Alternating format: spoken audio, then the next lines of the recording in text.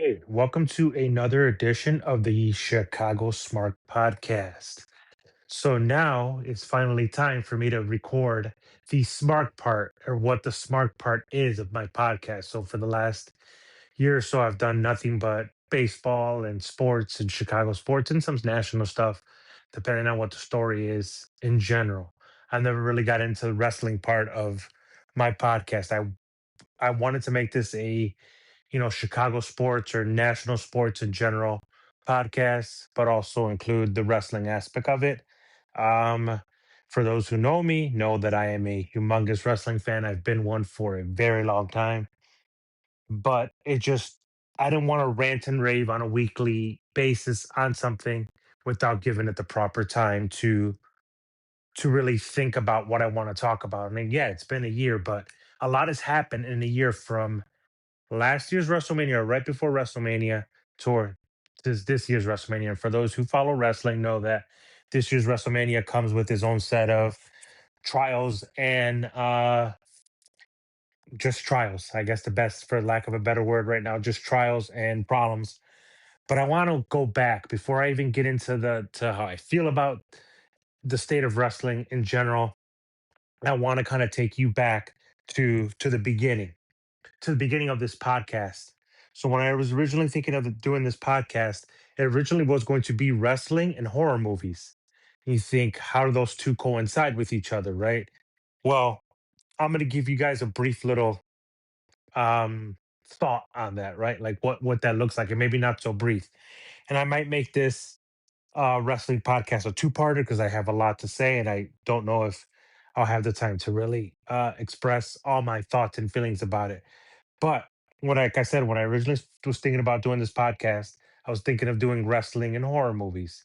And horror movies are something that I've kind of, I wouldn't say grown out of because that seems kind of silly. Like, I don't know if you grow out of them. I'm 43 going on 44. I'll be 44 in about a month. So I really got into both things when they were at their peaks in the 80s, or not their peaks, but really popular in the 80s.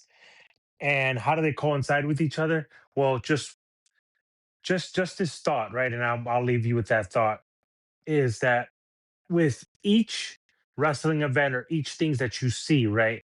Each WrestleMania, each big event, so to speak, the sequels or the um, next iterations of them are supposed to be bigger and larger because if you keep presenting the same show or the same movie over and over and over, you don't up the action, or in the case of horror movies, the kill count of how many people die and the gory and nasty ways that these people die in these horror movies.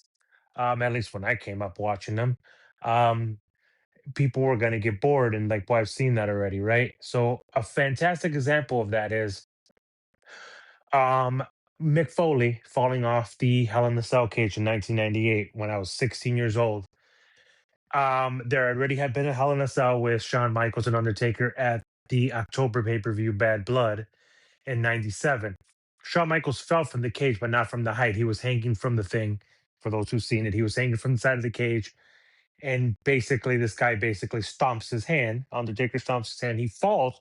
He does fall a good a good distance down, but Undertaker actually threw Mick Foley off the cage and onto the announcer's table, right? Well, each Hell in a Cell that came after that, somebody was expecting something crazier because it just wasn't the fall from the top of the cage. The guy got choke slammed off the top of the cage. All kind of horrendous things happened to Mick Foley in that 98 King of the Ring Hell in a Cell. Every act of violence in that Hell in a Cell needed to be bigger and bigger because then people were going to be like, it was crappy. It wasn't that great. Same thing with the horror movie. If you see, name your monster, right? If you see him do all these kind of kills, and I'm trying to keep this as family friendly as possible for anybody who is listening to this, and maybe you're listening to it in the car with your kids. I don't want to go into too gory details of what happens in these horror movies. But for those who had watched them or have watched them, know that depending on what franchise movie monster we're talking about, the kills had to be gorier. The body count of how many people die in the movie had to be bigger because each sequel demanded something bigger, right? So that's why I was kind of thinking of making it sort of like that wrestling horror movie podcast. Because I felt like there was sometimes even a audience that that likes both, right? That likes the violence, perhaps, or even just the analogies that I made, right? In both. But as I started getting away from horror movies, and really starting to feel really strongly about Chicago sports, listening to the radio, my local radio stations here, the Score and ESPN Chicago 1000. I felt like this was the right way, right, to go with wrestling, which is completely different from sports, right? Sports is everybody calls it, well, yeah, basketball, football, these major leagues of sports are real. Wrestling, whether it be WWE, AEW, TNA, New Japan, you name it, right? AAA, whatever you want to call, whatever promotion you seem to follow, even if you follow the independent wrestling scene, you may find, oh, that's fake. It's a glorified male soap opera. Sure. But it's something that a lot of us sort of connect with. Even going back to my time, like I said, I've been watching it since I was 3 years old, since 1985. Do I remember a lot of how I got into it? No, but I'm going to tell you guys a little bit about why I feel so strongly about this topic of wrestling, right? And why I wanted to finally do a podcast on this because of where we're at in the state of wrestling these days in 2026, right? So I don't know if I want to call this the state of wrestling, but I kind of want to call this maybe thoughts on where the business is at. I have never once taken a bump, as they call it, or I've never taken a fall in a wrestling ring. I don't want to sound too, like I know what I'm talking about, right? I've been near a wrestling ring when I've been to events. I've seen these guys do, their thing inside the ring. I've been watching, like I said, since 1985. So I've seen it all, right? I've seen all these great things. I've seen several different iterations of guys' characters and how the business has evolved. Um, but I've never taken a bump. But the consensus is that I've never taken a bump. I've never been in the business. I've never done what these men and women have done, right? How they sacrifice their bodies to entertain us, the fans. I've never done that. That does not mean that I am not qualified, right? I can disagree with a Dave Meltzer. I can disagree with the Brian Alvarez. I can disagree with the coach and Vince Russo. I can disagree with Conrad and Bruce where they do their podcast. And again, I'm talking to the audience who does watch wrestling and know who these personalities are. They have their podcasts or they have their programs. I can disagree with all these guys, and I don't. For the most part, I don't. We have several things where we agree on, right? So that's cool, no problem. Um, but they're telling me, and I'm not saying they're necessarily telling me directly. They're telling the fans like us, the fans like me, and I say us, people who may share my opinion that we just should shut up and watch the program or shut up and watch the product and let it develop. Let them show us the magic, right? As my son may say, and I may make my son cringe for saying this, but let them cook, right? That's how the youngsters talk. Let them cook. Let it see how this plays out. That's fine. That's why one of the reasons I'm sitting here now in April 2026 going to talk to you about what's going on in the state since going back January 2025. But before I get anywhere, let me give you my resume. Let me give you my credentials of who I am as a fan, right? What have I seen? What have I done that qualifies me? And maybe if I don't have that extensive resume, it doesn't matter because I'm your audience. You want me to buy into your product? Then I should be able to have an opinion, right or wrong, about your product. So let me take you back. Said I've been a fan since 1985. I don't remember the first time I've ever watched wrestling. I don't. I can tell you that I'm sure it's because my older brother Daniel was watching it and my dad was watching it because they were fans long before. Obviously, I was a fan before I was even born. My dad was a fan, so he knew all these guys from them coming from different territories. And when they started appearing in the bigger promotions, I mean, I go so far back that I still remember my routine. Saturdays was our routine to watch wrestling. Saturdays and Sundays, right? This was before pay-per-views and all that.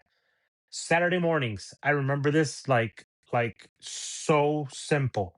Saturday mornings, 10 a.m. on the local station that is now Fox 32 here in Chicago. It's still called WFLD. That's their call letters. But again, there was no major network affiliation. They weren't Fox yet, right? They were just WFLD Chicago, right? 10 a.m. on Saturday mornings, the Three Stooges and Little Rascals would come on. And I don't remember what the program was called, but basically they would show Little Rascal and Three Stooges shorts.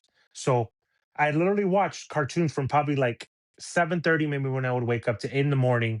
or 7:30, 8 in the morning till 10 a.m. I knew 10 a.m. because I did not want to miss wrestling. 10 a.m. That station was on channel 32, and me and my dad would watch the Little Rascals and Three Stooges. That's how I got into watching the Three Stooges, right? And the Little Rascals, what they would call our gang, with Alfalfa and Buckwheat and Stymie and all that, and Darla. I've been watching the Three Stooges: Mo, Larry, Curly, Mo, Larry, Shrimp, or Shimp, not Shrimp, Shimp. And I was never a Curly Joe fan. I always loved Shrimp and Curly. Those were always my favorites. 11 a.m. Superstars of Wrestling would come on. Before they were called WWE, they were called WWF. WWF Superstars of Wrestling were on from 11 a.m. to 12.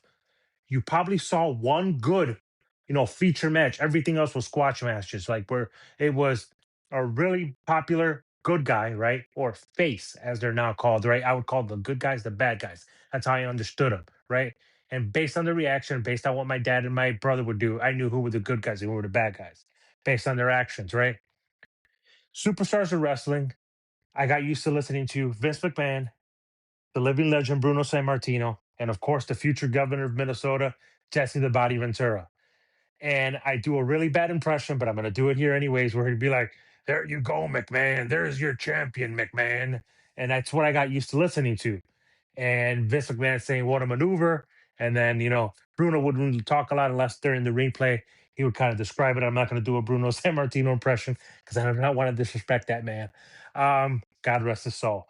Um, but that's what I would watch, right? Grew up watching what Roddy Piper on Piper's Pit, insulting everybody before he became a face in the summer of '86. Again, I remember when he became a face. I remember his feud with the adorable Adrian Adonis, how he turned into a face.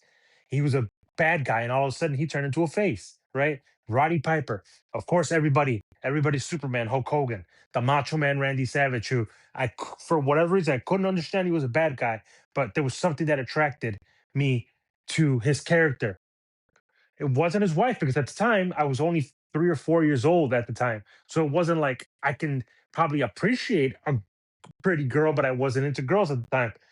His wife, again, they're both now have passed on. Beautiful woman. But it just everybody else, all the adult males looked at his woman. They thought that she was gorgeous, and there wasn't a lot of women in WWF at the time. You either had Miss Elizabeth to look at, right? Sherry wasn't there yet. There wasn't a lot of women yet. This was at the end of, or just the tail end of Wendy Richter leaving, which was their ladies champion, which is a whole controversy of how she went from them having lady wrestlers to no lady wrestlers. So you had the choice of gawking and looking at Miss Elizabeth, who was a very beautiful woman, or Fabulous Moolah. I'll let you guys decide. Hey, no judgment here. But again, these are the guys I grew up watching. Looking at Macho Man saying, "Looking at the video scope, thinking, thinking, thinking." And I just loved it. I fell in love with it. These characters were so just out of this world that a kid of 3 or 4 years old was just fascinated by seeing a guy with a dog chain, like the Junkyard Dog, seeing Tito Santana, seeing the Hart Foundation. The first, time that I got to see Bret Hart was in the Hart Foundation. You had the British Bulldogs. Demolition hadn't come yet, but you still had like tag teams like the Killer Bees. You had so many tag teams, and I mean, I'm no, I'm forgetting so many characters that would grab my attention, right? But this was my entertainment on Saturday mornings, right? Then wrestling would finish, and I knew, especially when we got cable, 5 o'clock Central Time, 5:05 Central Time, it was 6:05 Eastern.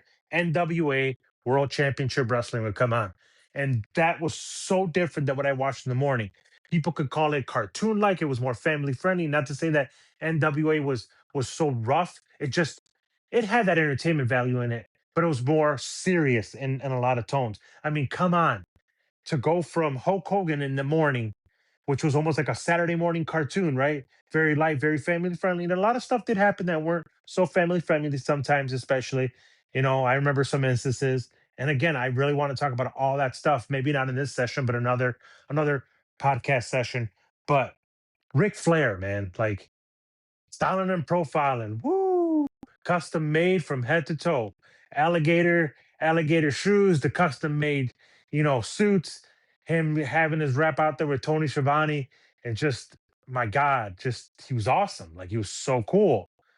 To then having his counterpart, the total polar opposite.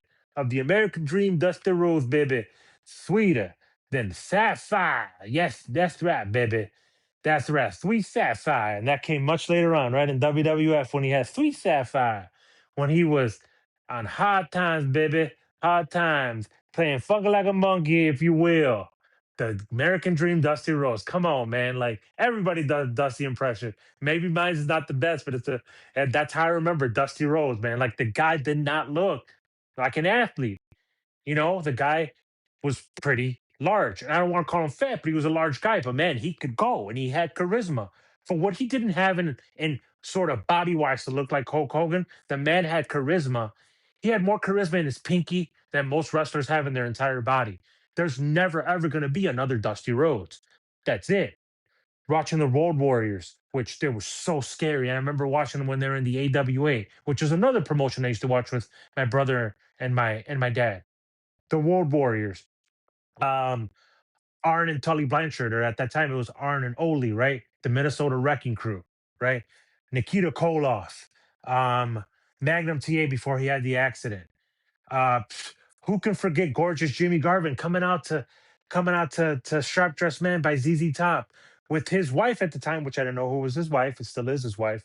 I thought that was just a valet or his manager spraying the air like with her little aerosol can, and him coming out and doing a little dance to Sharp Dressed Man from ZZ Top. I mean, like, how could you not be infatuated with this as a little kid?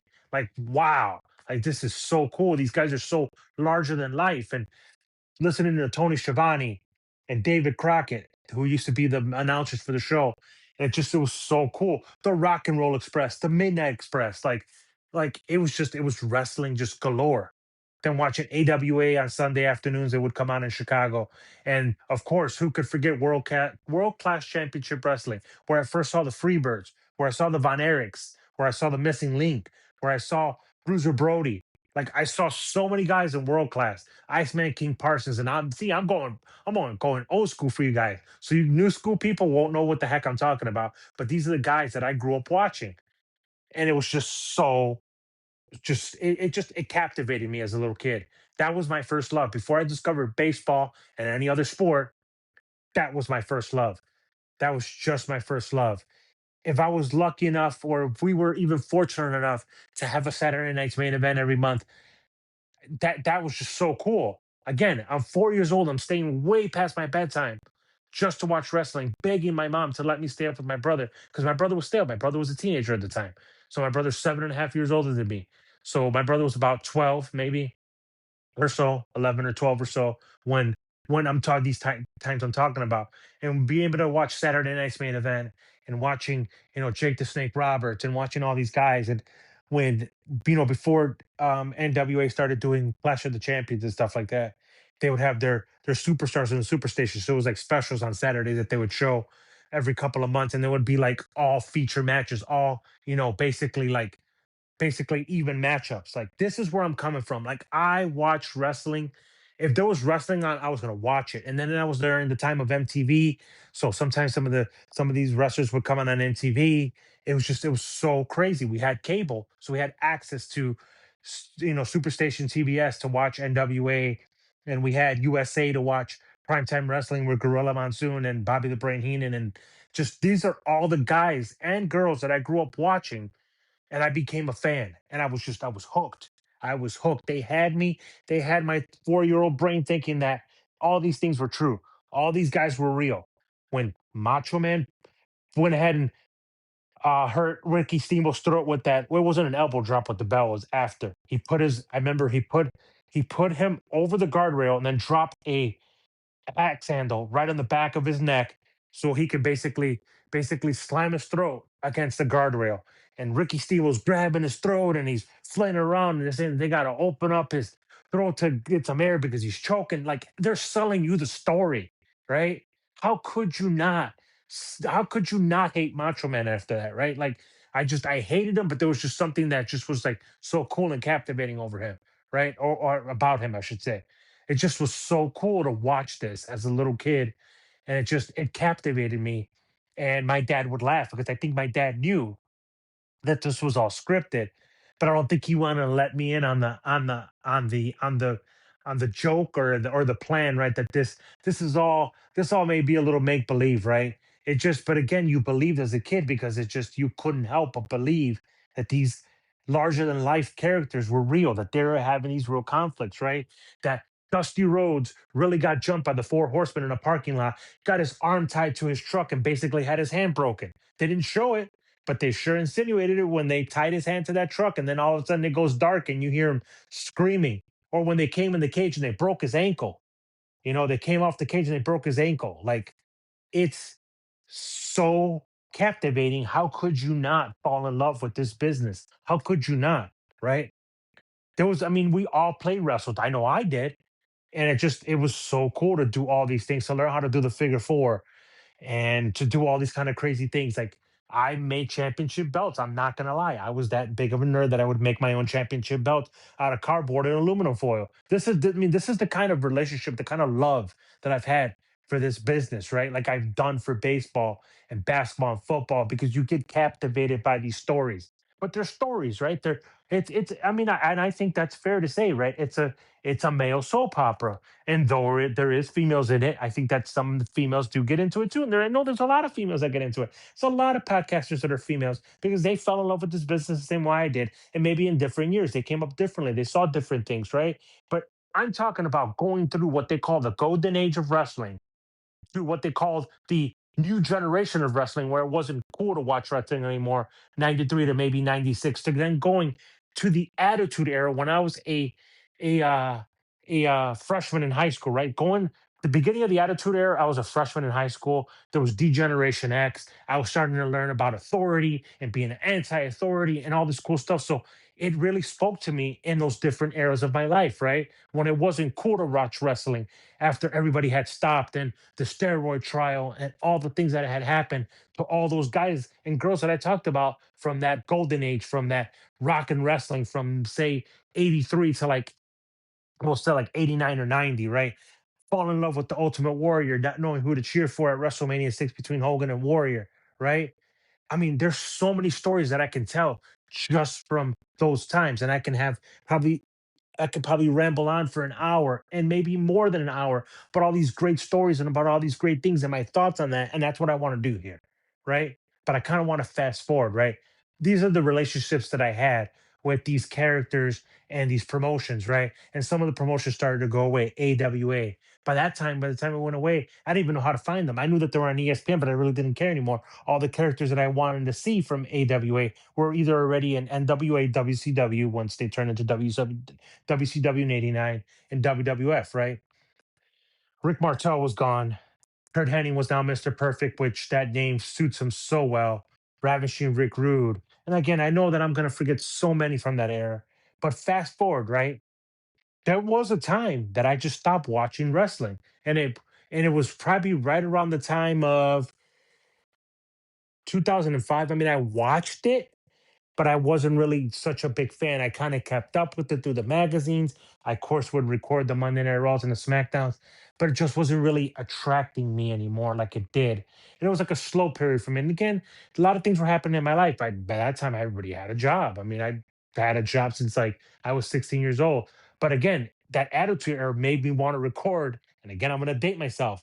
I had tapes, and I'd buy tapes and tapes and tapes and tapes to keep recording all these Monday Night Raws before SmackDown was a thing, because SmackDown wasn't a thing until '99. So when that Attitude Era first hit, I couldn't miss an episode of Raw. I had to see Stone Cold Steve Austin. What is either going to happen to him, or what was he going to do to Mr. McMahon, right? During that Mr. McMahon era of the Attitude Era.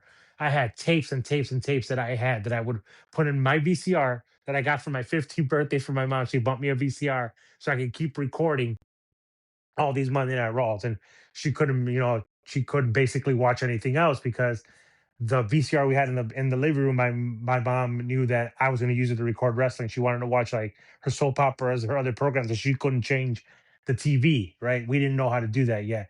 So I would record Monday Night Raw upstairs in the shared room that we all had, where we had like cable. There was two cable boxes in my house. Again, it eventually became my room, but still. It was kind of sort of like a shared room where we had a second cable box to watch different programs if we all didn't want to watch the same thing. And just recording all these Monday Night Raws and just getting into all these characters and following them and buying the merch. And of course, right? I mean, and I think one day I'm going to tell you guys a story of the first time I ever went to a wrestling event as a 4.5-year-old kid. And that's probably will be my next edition. But I kind of want to fast forward to kind of get to my point of today's episode, right? I've watched wrestling for so long. At this point, I've been watching wrestling for 41 years. It'll be 41 years this year that I've been watching wrestling. That's a lot of wrestling, right? Week after week after week. And even to the ones that I've missed, and I'll catch up through what the people call now with obviously the internet age that came when I was in high school, spoilers or, watching recordings, or now with, obviously social media or other streaming platforms, you can still watch it if you don't watch it live, right? So fast forward all the way to right around the time CM Punk got really super popular. That's when I started paying attention again. And I happened to be watching a Monday Night Raw, sitting on the couch and not really paying attention. I was kind of just messing around with my phone at the time. And I knew that he was going to be wrestling John Cena at the Money in the Bank pay per view here at the Allstate Arena. My wife at the time was 7 months pregnant with my first son, Nicholas, right? So Nicholas now is 14, almost going on 15. And that was his first wrestling event that we attended. We attended the Money in the Bank at the Allstate Arena. Her very pregnant at 7 months because nobody else that I could find to go with me. My wife went with me. God bless her. She went with me. She was sort of a fan, but not really. She kind of was into it as a little kid and then kind of just moved away from it as most people, our age did as it started not becoming so popular anymore, right? During the late 90s, or not late 90s, probably mid 90s, I'd probably say, when it was sort of just not cool anymore to watch wrestling. But anyways, I heard this promo and he comes out and I happen to glance. He's got a Stone Cold shirt on. I'm like, why does he have a Stone Cold shirt on? Sits at the top of that ramp. John Cena had just had a match, got put through a table. He's sitting there selling the injury or selling that he's been put through a table. And here comes CM Punk and he cuts what becomes the famous pipe bomb. And I said, I have to get to the Allstate Arena to see this guy. This guy is saying everything that I exactly feel about this product. This product, this business that I fell in love with, is now for children. And again, I grew up with a guy like John Cena and Hulk Hogan, right? To say your prayers and take your vitamins and all that. And that's what John Cena was, right? He was very cookie cutter, white, what they call a white meat baby face. Like, and when I mean white meat baby face, I'm even making the air quotes because I don't want to sound like a smart, but I am a smart. He was literally just a good guy, cowboy with the white hat, just coming to save the day. And he's the hero no matter what. And his principles, nobody can ever make him get off his principles. And I commend him for that. And to be honest with you, I was a big John Cena fan when he came out. But then when he started doing the goofy, corny crap and started trying to be funny and all that, and it just his character to me got watered down from the character that I fell in love with. So I was all for anti Cena. I was anti Cena. I was the guy that was going to boo him no matter what. And this was the chance. A local Chicago guy was saying everything I wanted to hear about the business. And I said, I must buy a ticket. Sure enough, got a ticket. Section 214, don't remember what row. Section 214, July 17th, 2011. Sat up there. Most of the matches were great. Some of them were forgettable. That match that I was there, that I paid my money to see, John Cena, CM Punk. I'm going to tell you right now, it was a really good night because of what happened, but it also gave me a vision of why I disliked the business that I had grown so much to love at that point. Almost 30 years at that point, and maybe about 30 years, maybe a little less than 30 years at that point. Because there was kids leaving the arena after CM Punk won that were upset that CM Punk won because their hero John Cena didn't win. And I was like, so that's what's happened. You conditioned these poor children. And again, I think about it, I thought about it like me, right? I wasn't a daddy yet, right? And not officially. My wife was very visibly pregnant. Um, but I wasn't a daddy yet. So maybe if I was, I was been that shoes, but at the time I was still kind of cynical and I'm like, why is this kid crying? Like, has his dad not explained to him that John Cena's going to come back and fight another day, but he's not going to win them all? But then I remember that he was in the Super Cena era, so he hardly ever lost. If he lost, it had to be by some sort of, nefarious way. But again, it also made me think of the time of Hulk Hogan. He never lost, right? he had probably one major loss, which was the one to Warrior at WrestleMania 6. But I don't remember ever being that upset about it. I'm not saying that there's anything wrong with the kid crying. There's nothing absolutely wrong with it. That's what he felt. That's what he felt. But that's how I felt at the time, that the wrestling business needed a kick in the pants. And CM Punk was that kick in the pants. And then CM Punk became something that people could rebel against, right? The people that thought this guy's just a crybaby, this guy's this, this guy's that, especially after as he started having issues after, you know, after that time, right? I mean, I have a big problem with the way it was his championship reign was handled. He was the champion, but yet he never main evented anything, right? Unless Cena was involved in it, Cena was always the main attraction, right? So it became to me, I'm going to root for this guy harder because he's what the establishment doesn't want. They still want John Cena on all the merchandise and John Cena being their number one merch seller and being on all the video games and all that. That's what I rebelled against. And I said, I cheered for this guy harder. He was a Cubs fan. He's from Chicago. He seemed cool. I really like him. Still do. Big CM Punk fan, right? Trying to get to a point here, right? I'm trying to make you understand. So that when he left in 2014, I waited and hoped that he would come back and he would come back. And I kept watching, and some other guys came up. But then I started seeing that as Cena started slowing down, they started putting in a replacement for him, and that was Roman Reigns, right? And Roman Reigns started becoming the new John Cena, right? You had other guys that were champions, right? But you for sure saw that that establishment, that the office, as they call it, or the guys that are in charge, are pushing Roman Reigns, Roman Reigns, Roman Reigns, right? That's great. I think that Roman Reigns is awesome. I really do. I think he's great. He's got the look that everybody's looking for. The guys can get into him. The ladies obviously love him because they think that he's a very attractive man. That's fantastic. These things are all great things, right? That's what you want to do. But you shoving him down our throats during that time maybe makes it necessary for him to have that heel turn where if you're going to boo him, you're going to boo him because he's going to give you a reason to boo him. But to me, I think that there were times when it's like they were too far gone to take the title off of him. So that's why he spent basically 4 years on top with that title almost.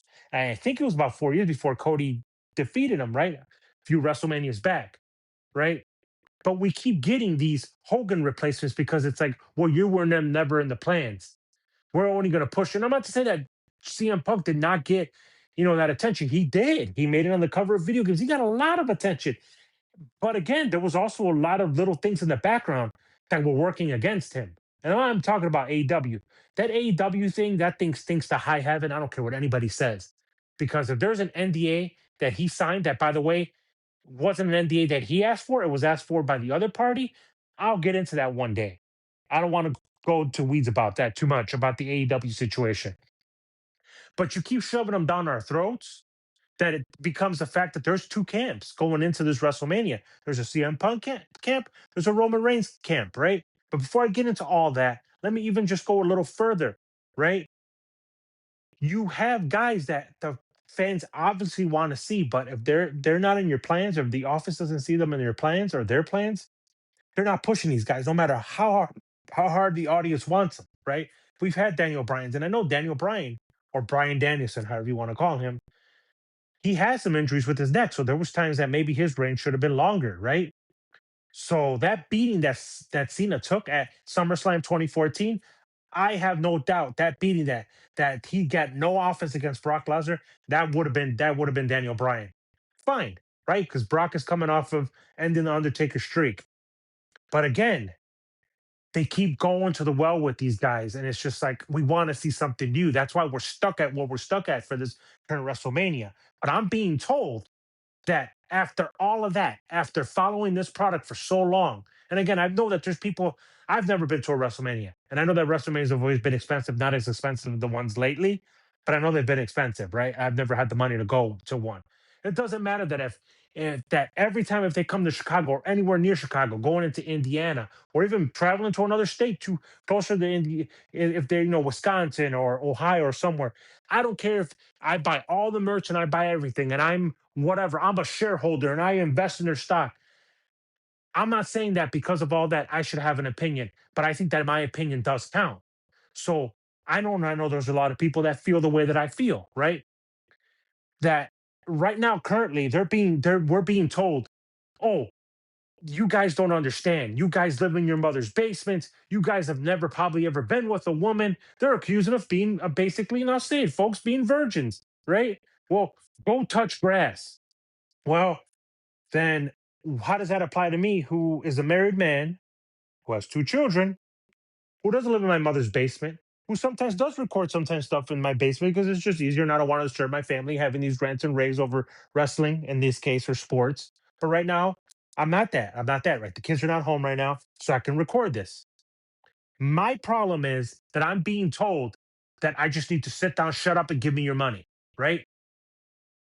At this time, that company does not deserve my money or deserve to me to pay them anymore. We say, well, David, you have the subscription to Netflix. Yeah, because I watch Netflix for other things other than WWE. I might as well use it. I don't watch Raw live. I watch it maybe a few hours after, the day after, and maybe fast forward to the segments. Same thing with SmackDown. I don't have cable. So I record it and use the Xfinity Stream app that my mom lets me borrow. And I use that to watch SmackDown.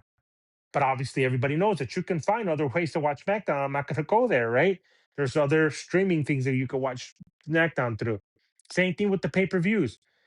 Peacock, we subscribe to it because there was other content we watched through Peacock, right? My wife likes to watch those shows from NBC, the Chicago shows, whether it be Mad, Chicago Fire, Chicago PD, whatever, right? There's other shows on NBC we like to watch, right? So Peacock just happened to have it in the WWE network before that.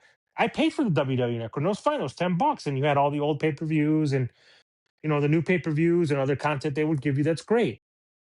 And $10 wasn't that much. The ESPN thing, the only reason I have is because my mom again has Xfinity, and through Xfinity you get the free ESPN Plus app where you can watch them. But again, that's because it's included in the subscription. It's not, I wouldn't even bother watching the pay-per-views because they're not worth me paying for them. I mean, again, paying for ESPN at this point, right? Let me take you back to January 2025, right? Royal Rumble, Jey Uso wins the Royal Rumble. Jey Uso's going to WrestleMania. And don't even get me started on Jey Uso. This is not a knock on him, but how far he has fallen because maybe they don't trust him anymore, or I don't know what happened with Jey Uso. Right now, currently, he's in a tag team with his brother, and they're going to be doing one of those celebrity matches, which, whew, I have a lot to say about that. But next month, the month after that, I should say, is Elimination Chamber.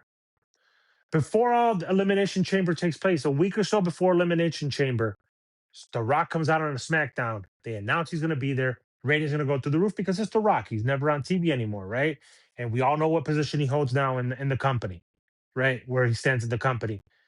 Tells Cody Rhodes, I want you to sell me your soul, and I'll take you to heights unbelievable. Everybody thinks this is it. Cody Rhodes is going to turn heel. He's going to sell his soul or sell himself out to The Rock at Elimination Chamber. I'll give you my answer, right? Or I'm going to give you to Elimination Chamber. Elimination Chamber happens. Cena wins at Elimination Chamber. He's going to take on Cody Rhodes at WrestleMania. Rock comes into the ring with, and I cannot remember his name, and I'm drawing a blank right now. And I apologize, folks. I don't have my another device in front of me. But he comes out with, and I cannot remember the rapper's name, and I'm sorry because I don't follow rap. And I'm gonna look it up as I'm talking here. He comes out with the rapper. Rapper comes out, and he's by Rock's side and whatever. Cody Rhodes tells this guy to go basically go take a leap. He said it in more colorful words and used a four-letter word to tell him to go, go take a leap, go take a hike. And there you go. You think, okay, this is it, right? They're gonna set something up for future.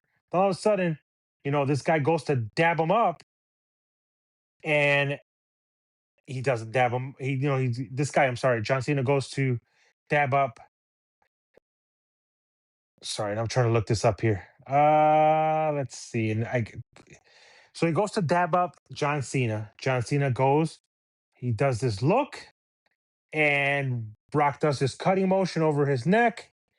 Travis Scott, that's the guy's name. Sorry, Travis Scott. Travis Scott standing by the ropes. The Rock gives the little cuts his throat sign to John Cena. John Cena looks, and you're like, no way. John Cena's going heel. John Cena kicks Cody in the nether regions.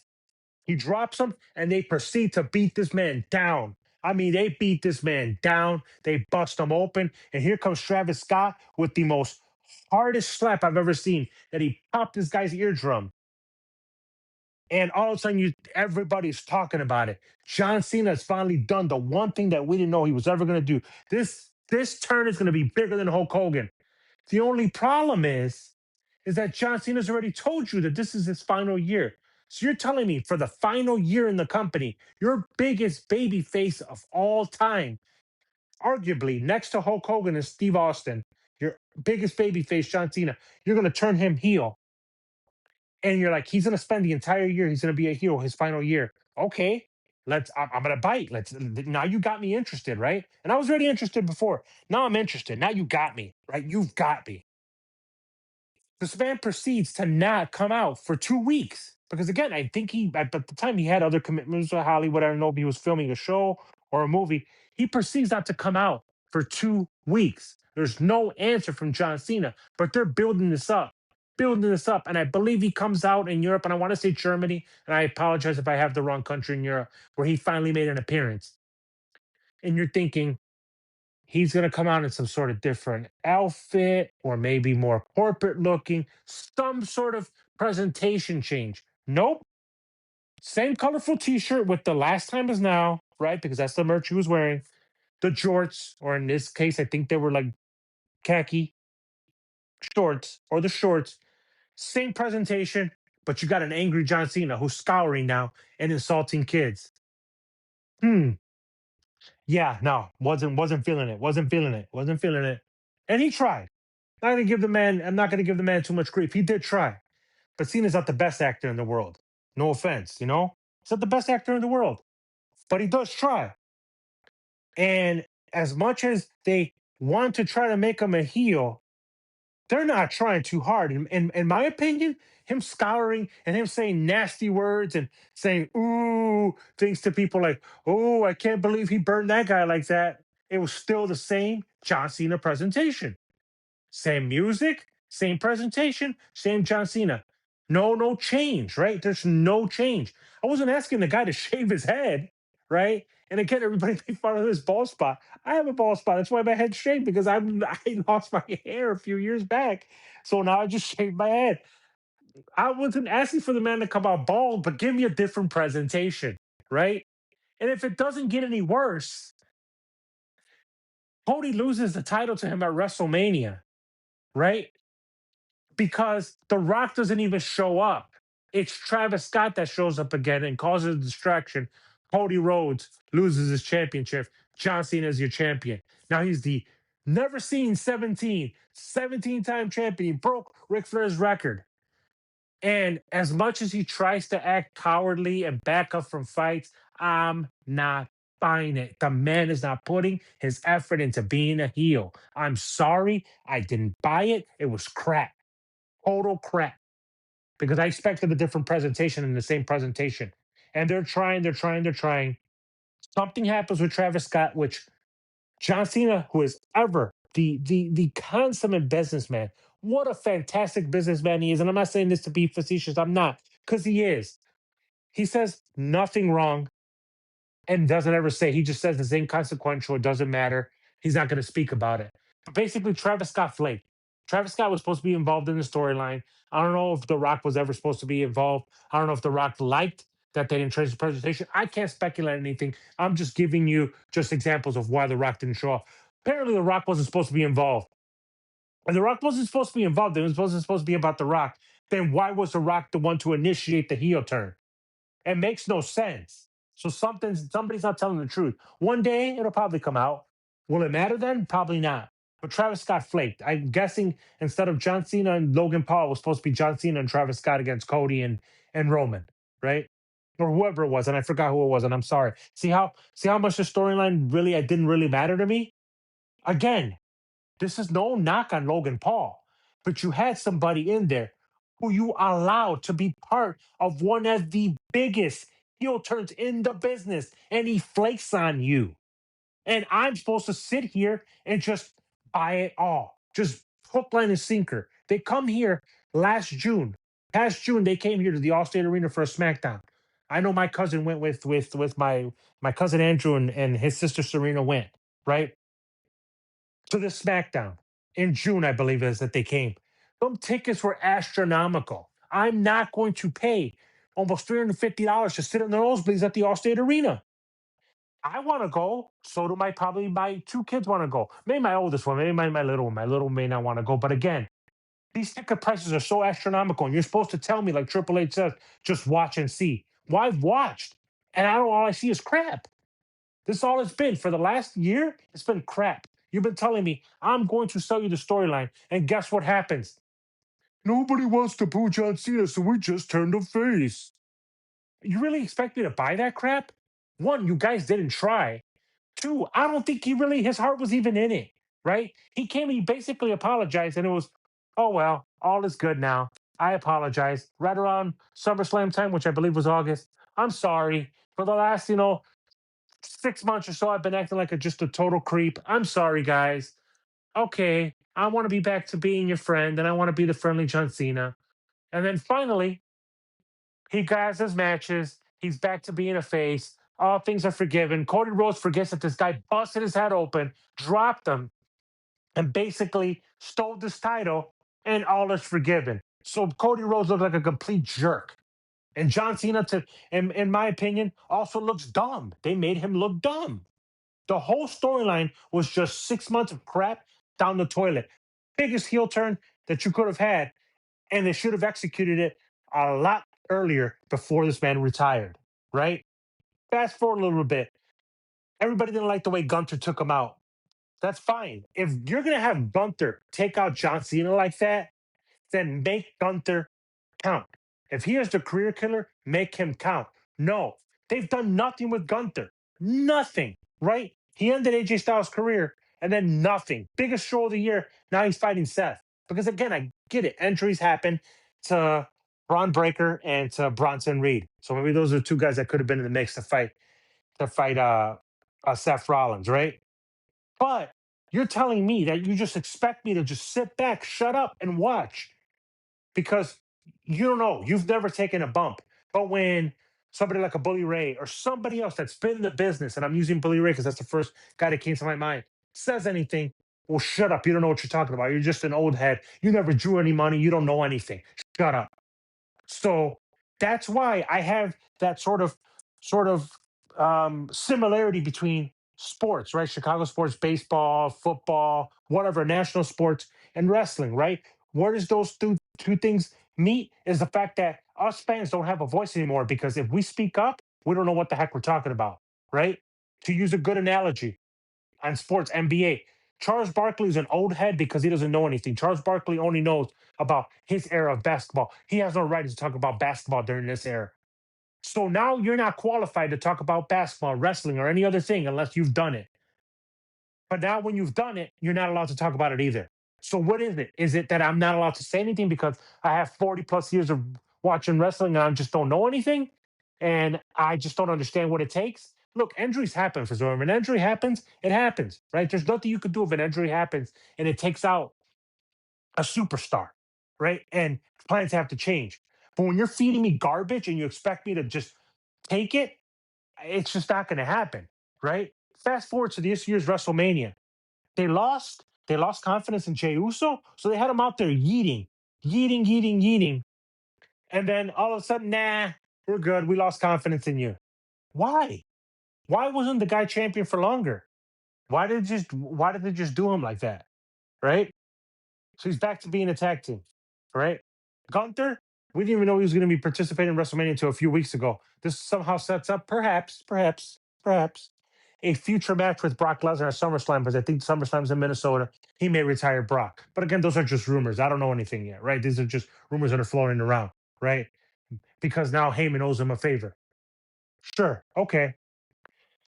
This CM Punk Roman Reigns thing, before I even get to the Cody Rhodes Randy Orton bout. this is the one that really, really, really is stuck in my craw is this Roman Reigns CM Punk thing. Because like I said, you have two different camps. People that are for Roman Reigns, people that are for CM Punk, right? Meaning that you'd be against one.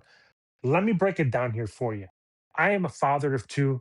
I work from home, so I appreciate that maybe Roman doesn't show up a lot because he wants to be there for his kids, right? He wants to be around more for his kids because he gave 4 years of, doing all the events and everything and really giving his all. Now he wants to be a father to his kids that are growing up. I commend you for that.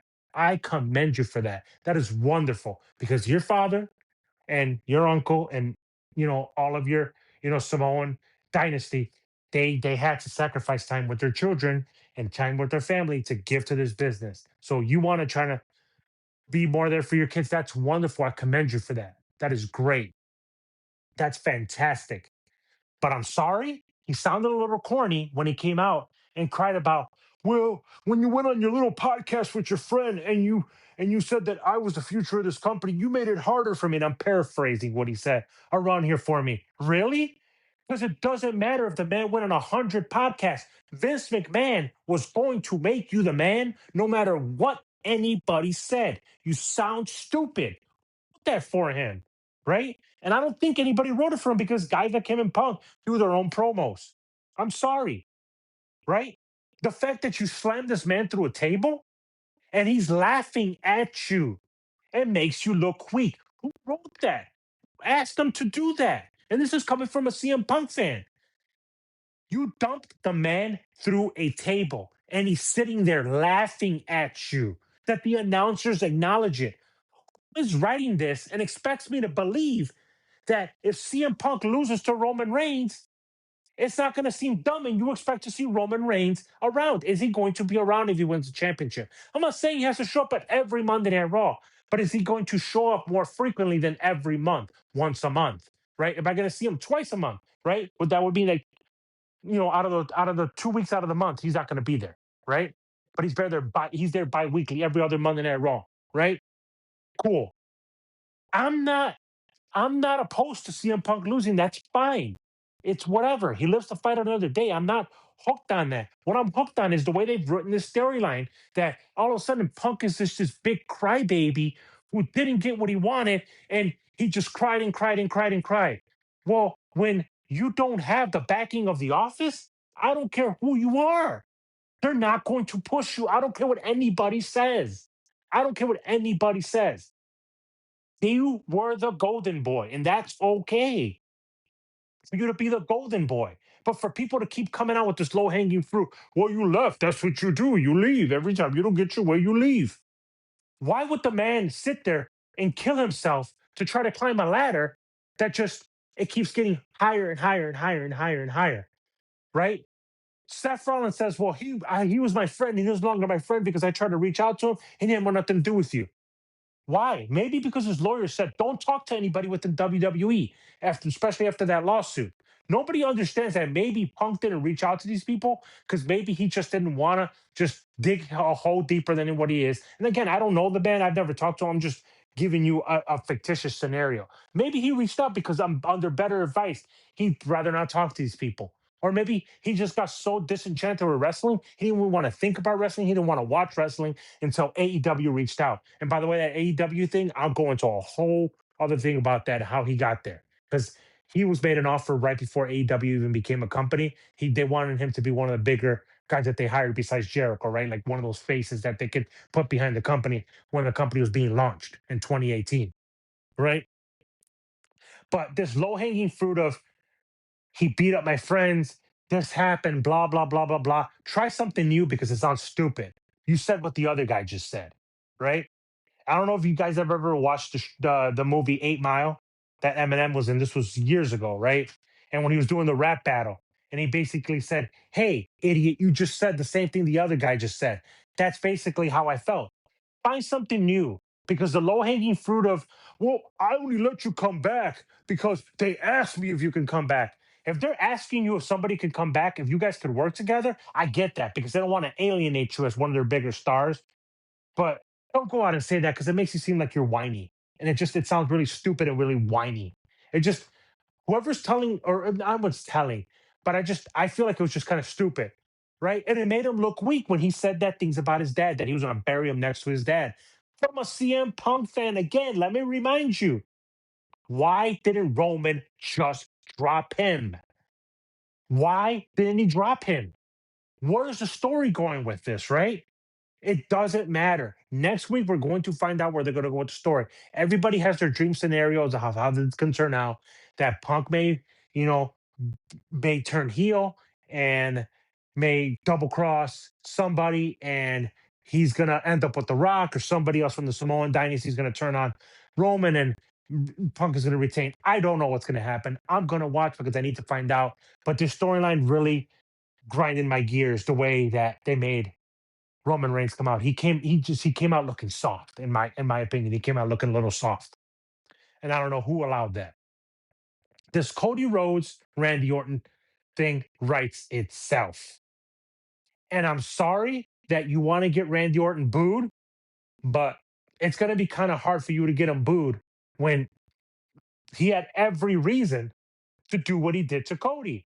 Storyline wise, we're talking about storyline here, people, right? Cody basically told him, I need you to be the old Randy Orton. I don't want any excuses. I need you to be the old Randy Orton. I need you to be that killer, the legend killer.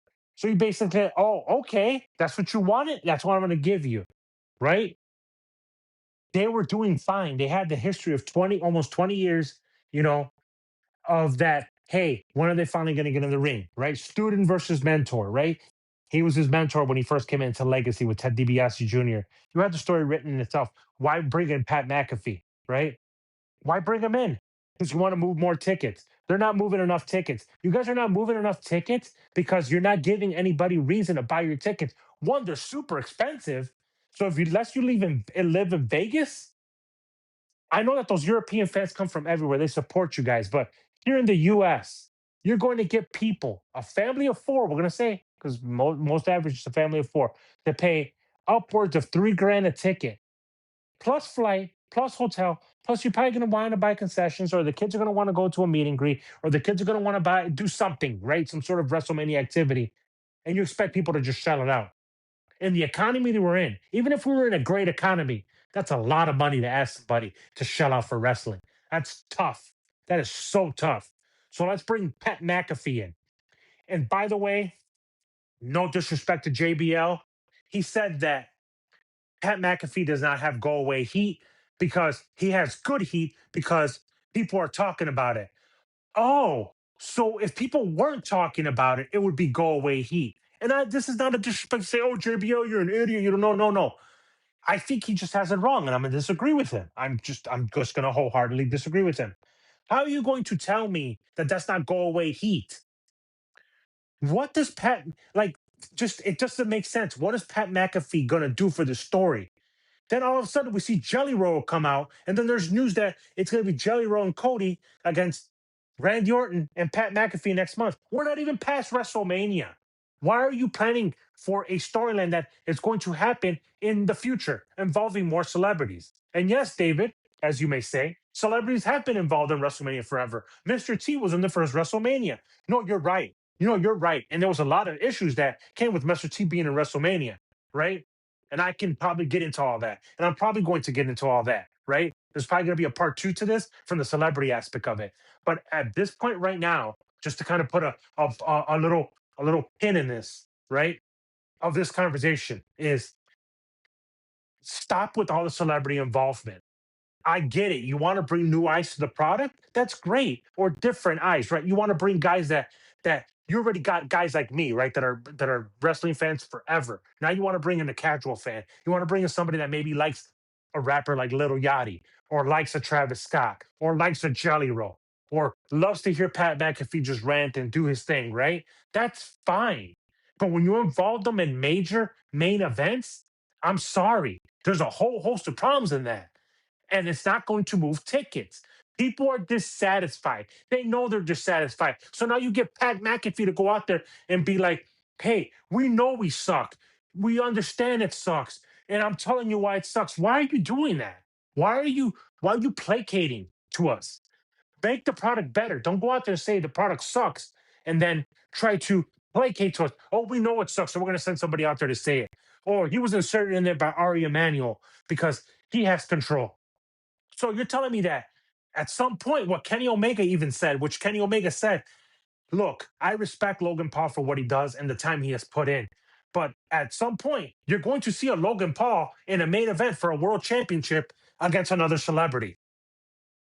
Mark my words, it's going to happen. And I very much believe it as I'm starting to see that trend because you insert these people into different places and it doesn't make sense. Your storylines haven't made sense for a year, right? Does make absolutely no sense. People are talking more about a Brock Lesnar Obafemi match that's not even going to even be on the pay per view. It is. It will because technically but it's on free. It's on ESPN because the first hour of WrestleMania for both nights are going to be on ESPN and ESPN2. I think first night one's ESPN2, the second night ESPN. And I'm not. This is not to disparage them. It's just to get you to buy it, right? But still, people are talking more about that match than your main event match in a positive way. Nobody is talking about it, but to them, any news is good news, right? Whether it's negative news or bad news, at least somebody's talking about it. I'm sorry. To me, as a fan of 41 years almost, this is not good for you guys. This is not good for WWE. This is not good for the wrestling business, period. If my opinion doesn't count and you think I'm an idiot, that's perfectly fine. But I'm telling you right now, this stinks to high heaven and the celebrity involvement is no good.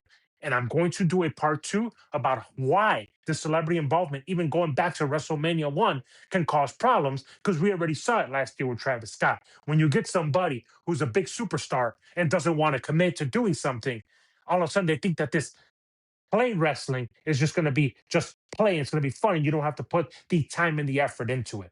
So again, this is part one. Once I release a part two, I will then let everybody know who is interested in this content if they want to come and listen to it. But right now, this is my part one. I'm going to end it here. I'll get into the part two of it. Thanks, guys.